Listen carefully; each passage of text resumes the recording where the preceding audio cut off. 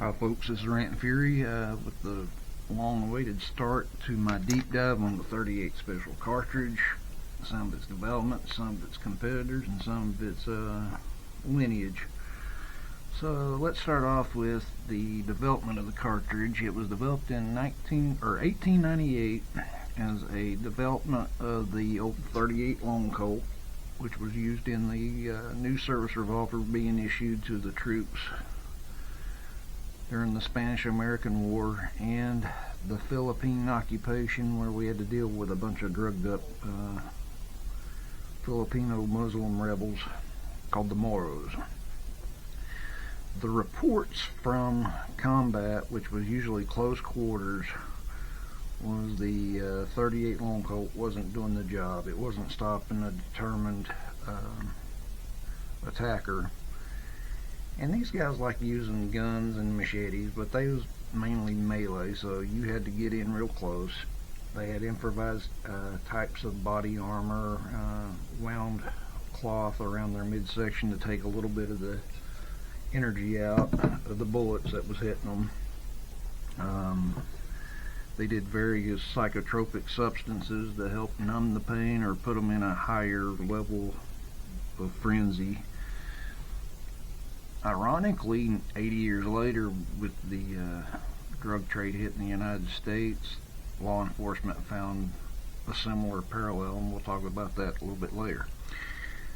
The reason why the 38 Special is the way it is because, as far as length, the low pressure compared to modern cartridges, say the 9mm, is because the 38 was originally a black powder round, which to me doesn't make sense because it was 10 years plus after the invention of smokeless powder, or introduction of smokeless powder military rounds.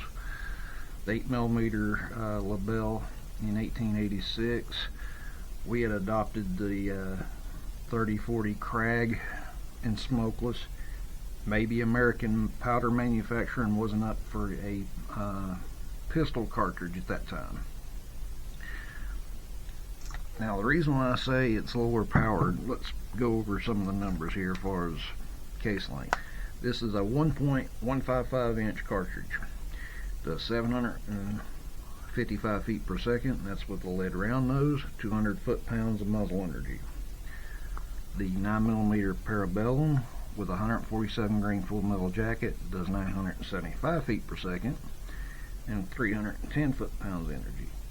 Now, the bullet is about, I should have put that here, 58 grain, only about 11 grains heavier with the 38 Special, so it shouldn't be slowing the bullet down that significantly.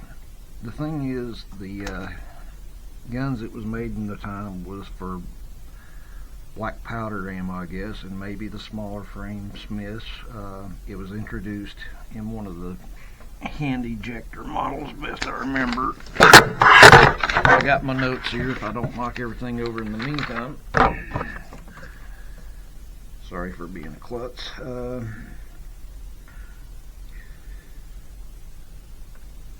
couple years afterwards, it started being loaded with some of the first smokeless powder during the early 1900s. The 9mm Parabellum is just a hair over 3/4 of an inch at .754. It's got 975 feet per second, 310 muzzle velocity, with only a 11 grain lighter bullet. But there is a difference of 220 feet per second average muzzle for the two bullets, and a foot-pounds difference of over 50%, because 310 versus the 200 with the 9mm, because it falls back to older steels and older type guns. Perhaps some of them were top breaks in revolvers. Now, during the 1920s, the 38 eventually took over as the main law enforcement cartridge in the United States. from the 32 long, 32 short, which was in common use. Reason for that was it was a good, mild recoiling cartridge, still is. It did what you asked it to, which was stop most folks that was starting trouble under reasonable conditions. It was easy to load for, still is. It's probably one of my favorite pistol cartridges to load for. And it's just a good all-arounder. Now, the 1920s and 30s, on the criminal front, you had Bonnie and Clyde. You had Frank Dellinger, Machine Gun Kelly. These folks was packing automatic weapons, and they was doing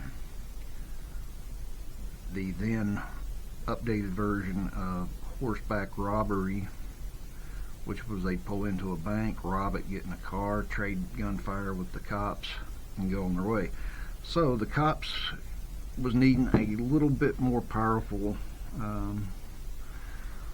round to use in their 38s. They hadn't switched to automatics yet, like the criminals were. So there was a special higher pressure round for law enforcement used a jacketed steel penetrator, which made it through car bodies a little easier.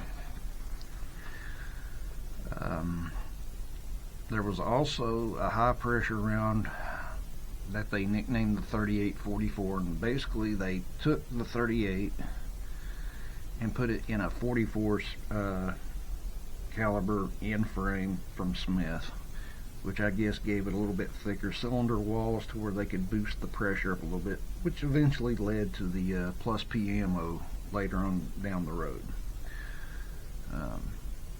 I said in my previous video on the Ruger GP100, I used plus pressure 38s in mine because that was probably the best compromise as far as recoil and getting done what it needed to do, which fortunately I never had to use it for that.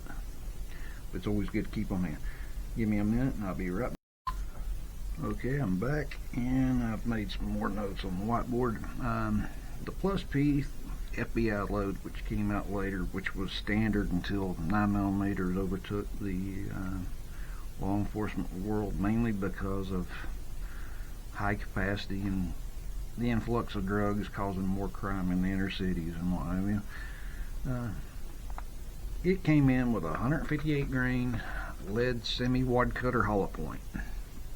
The main complaint about the lead round nose that was in the original 38 police loads was it would pass through without transferring much energy. So they came up with the plus P load, which was basically also known as the Chicago load. There was a bunch of folks in Chicago police, I guess, reloaded their own ammo, but with the 158 grain bullet, which is the same as the lead round nose, they got the speed up to 890 feet per second.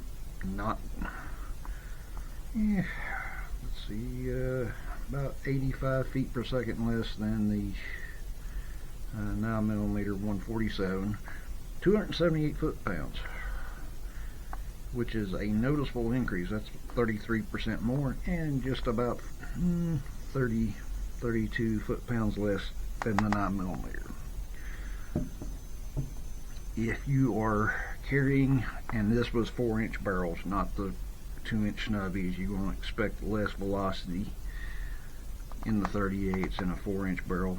The 9mm parabellum typically had a 4-inch plus barrel, except for the compacts being used these days, so this number will suffer a little bit if you're using the 147s. Most folks use 124s and 115s to get more velocity.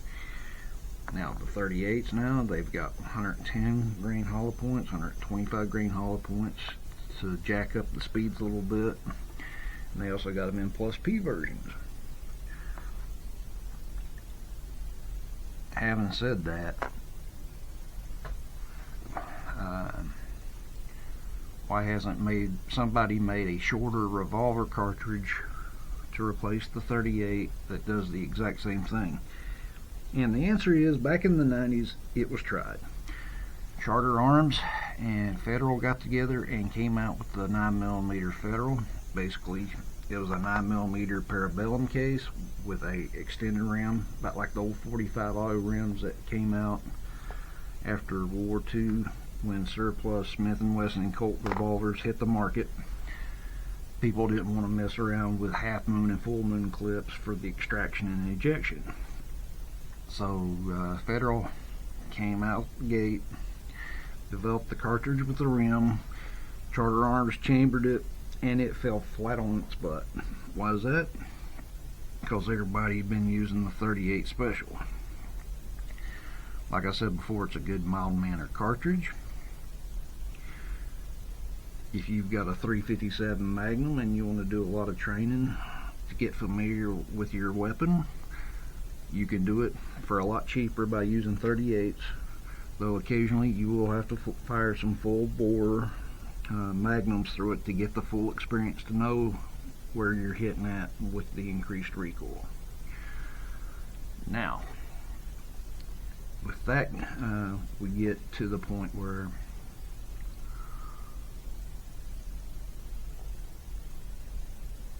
why a revolver over a semi-automatic? Well, it's a lot easier for folks, elderly folks, or people with arthritis to release the cylinder on a revolver, and if they got a speed loader, chuck, or speed strip, chuck in 5 or 6 rounds. With a semi-automatic, if you don't have the slide lock, you've got to push the button. If it's on the side of the frame like a 1911 or some of your other semi-automatic pistols, or if you got like a PPK or my Makarov or P64 style pistol and the Makarovs, you've got the stiff spring heel release on the mag, which isn't ideal for somebody that's got a lot of arthritis, because you got to pull that back with one hand and strip the magazine out with the other. You've also got to shove another magazine in as hard as you can, make sure you hear the click, and rack the slide back, which is another spring operated contraption. That tends to be hard for folks that are suffering from reduced mobility and reduced dexterity. So at the end of the day, 5 shots is better than none, especially if you're using the compact revolvers. And if you're using a snub nose, still consider a plus P load if it will handle it, because you've got a little bit lighter recoil than the Magnum loads in the 357, but you've got more than your standard 38s. That's all for this episode. Next episode, I'm going to go over propellants, some of the tips I use. Some of them I hand cast myself. I'm not going to give a casting video as far as that goes.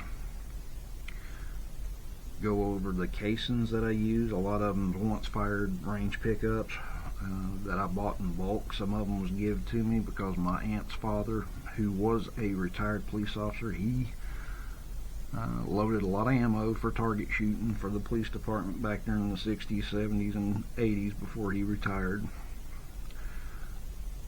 And I actually got his 148 grain lineman semi-wad cutter, or no, full wad cutter mold.